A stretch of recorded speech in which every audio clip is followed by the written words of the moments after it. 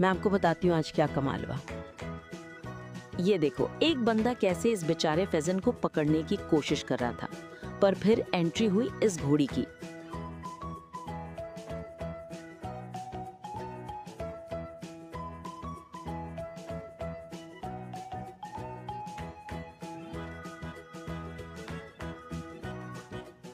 और देखते देखते वो बन गया एक पावरफुल फीनिक्स।